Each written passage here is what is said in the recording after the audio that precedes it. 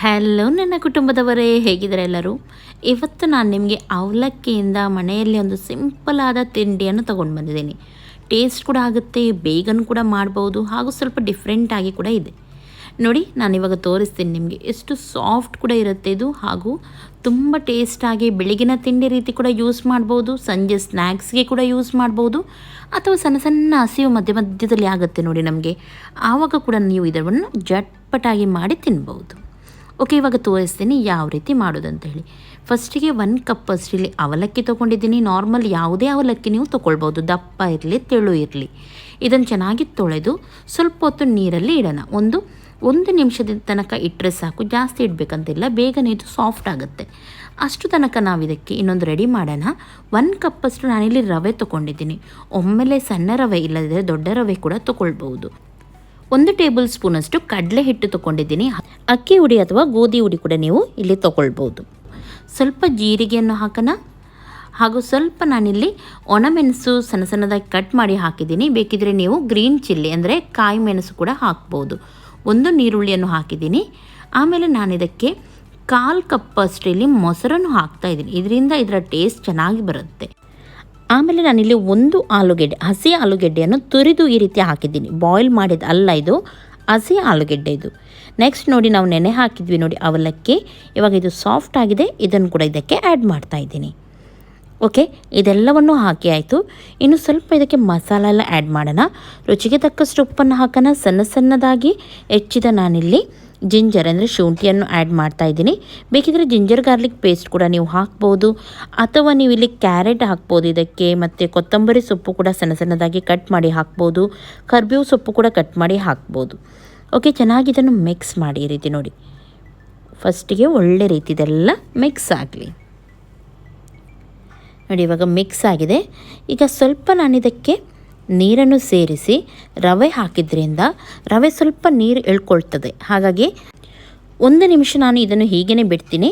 ಆಮೇಲೆ ಒಮ್ಮೆಲೆ ದಪ್ಪ ಅಂತ ಎನಿಸಿದರೆ ಸ್ವಲ್ಪ ನೀರು ಹಾಕಿದ್ದನ್ನು ನಾವು ಹದ ಮಾಡೋಣ.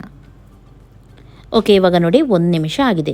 ರವೆ ಚೆನ್ನಾಗಿ ನೀರು ಎಳ್ಕೊಂಡಿದೆ, ಸ್ವಲ್ಪ ದಪ್ಪ ಇದೆ. ಹಾಗಾಗಿ ನಾನಿಲ್ಲಿ ದೋಸೆ ಹಿಟ್ಟಿನ ರೂಪಕ್ಕೆ ಇದು ಬರಬೇಕು. ಸ್ವಲ್ಪ ನೀರನ್ನು ಹಾಕಿ ಇಲ್ಲಿ ನಾನು ಮಿಕ್ಸ್ ಮಾಡ್ತಾಯಿದ್ದೀನಿ. ಇದು ನಮಗೆ ತುಂಬ ದಪ್ಪನೂ ಅಲ್ಲ, ತುಂಬ ತೆಳುನೂ ಅಲ್ಲ, ಆ ರೀತಿ ಬರಬೇಕಿದು. ಹಾಗಾಗಿ ನೋಡಿ, ಸ್ವಲ್ಪನೇ ನೀರು ಹಾಕಿ ಇದನ್ನು ಈ ರೀತಿ ಮಿಕ್ಸ್ ಮಾಡೋಣ. ಎಲ್ಲನೂ ಚೆನ್ನಾಗಿ ಇವಾಗ ಮಿಕ್ಸ್ ಆಗಿದೆ. ಸ್ವಲ್ಪ ನಾನು ಇದಕ್ಕೆ ಅರಿಶಿನ ಪೌಡರ್ ಆ್ಯಡ್ ಮಾಡ್ತಾಯಿದ್ದೀನಿ. ಇದು ಆಪ್ಷನಲ್, ನಿಮಗೆ ಬೇಕಿದ್ದರೆ ನೀವು ಹಾಕ್ಬೋದು.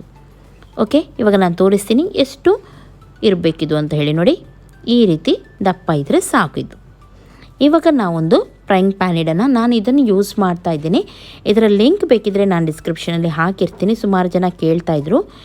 ನೀವು ನಾರ್ಮಲ್ ನಿಮ್ಮ ಹತ್ರ ಯಾವ ತವ ಉಂಟು ನೋಡಿ, ಅದನ್ನು ಯೂಸ್ ಮಾಡಿದರೆ ಆಯಿತು. ಸ್ವಲ್ಪ ಇಲ್ಲಿ ಎಣ್ಣೆಯನ್ನು ಹಾಕ್ತಾಯಿದ್ದೀನಿ, ನೀವು ಬೇಕಿದ್ರೆ ತುಪ್ಪವನ್ನು ಕೂಡ ಹಾಕ್ಬೋದು. ಆಮೇಲೆ 1 ಸ್ಪೂನ್ ಇದನ್ನು ನೋಡಿ ಈ ರೀತಿ ನೀವು ಬಿಟ್ಟರೆ ಆಯಿತು.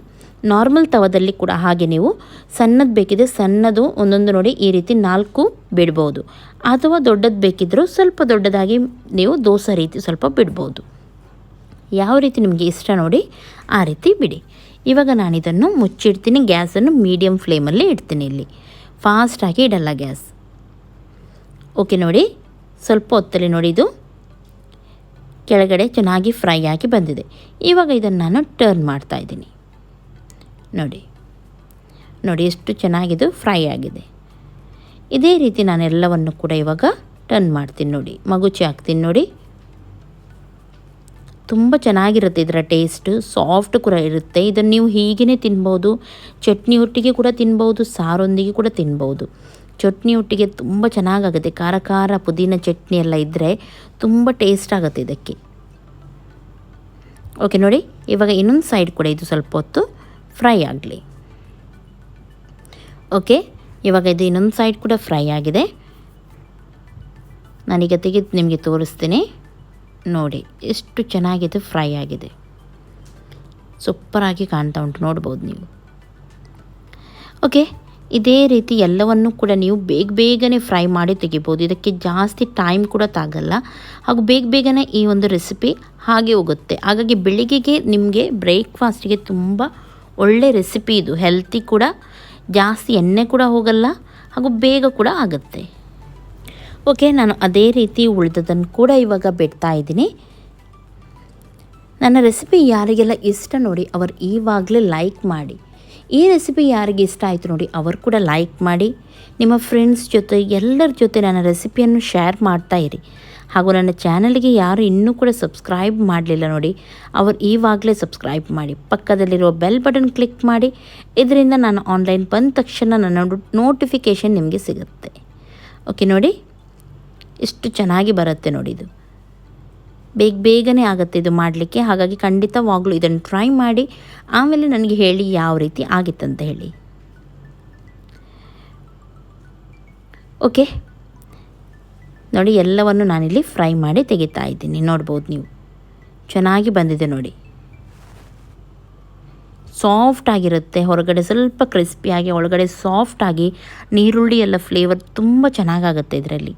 ನಾನು ನಿಮಗೆ ಕಟ್ ಮಾಡಿ ಕೂಡ ತೋರಿಸ್ತೀನಿ ನೋಡಿ.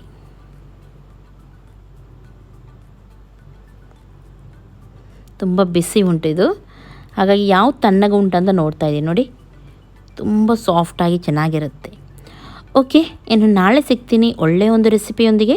ಅಷ್ಟರವರೆಗೂ ಎಲ್ಲರಿಗೂ ಟೇಕ್ ಕೇರ್, ಬಾಯ್ ಬಾಯ್.